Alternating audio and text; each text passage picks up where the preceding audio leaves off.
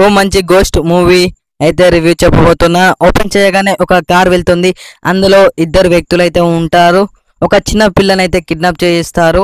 ఒక దయ్యం ఉన్న ఇంటికైతే తీసుకెళ్తారు. దయ్యం అక్కడ కిడ్నాప్ చేసిన వ్యక్తుల్ని అయితే చంపుతుంది. దాని తర్వాత ఒక స్టోరీ అయితే జరుగుతుంది. నలుగురు వ్యక్తులు ఉంటారు. వాళ్ళకు చాలా ప్రాబ్లమ్స్ ఉంటాయి. వాళ్ళ ఇంట్లో ప్రాబ్లమ్స్ వల్ల వాళ్ళకి డబ్బు అవసరం అవుతుంది.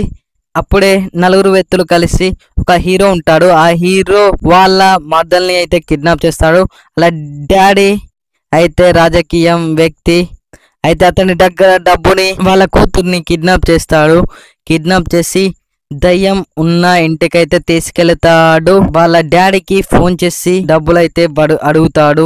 ఇంటికి వచ్చి చూసేసరికి అక్కడైతే వెన్నెల కిషోర్ ఉంటాడు. వెన్నెల కిషోర్ని దయ్యం అని అనుకుంటారు. వాళ్ళు చాలా ఫన్నీ ఉంటుంది. ఫన్నీగా వెన్నెల కిషోర్ ఎంట్రీ అయిన తర్వాతనే ఫన్నీ మొదలవుతుంది. దయ్యానికి కిడ్నాప్ చేసేవారంటే నచ్చదు. అందుకే వాళ్ళని భయపెడుతూ ఉంటుంది. తర్వాత తెలిసింది ఏంటంటే వెన్నెల కిషోర్ని దయ్యం అనుకుంటారు. దయ్యం అనుకొని రియల్ గా అతడు దయ్యమా కాదా అని చాలా అనుకుంటాడు.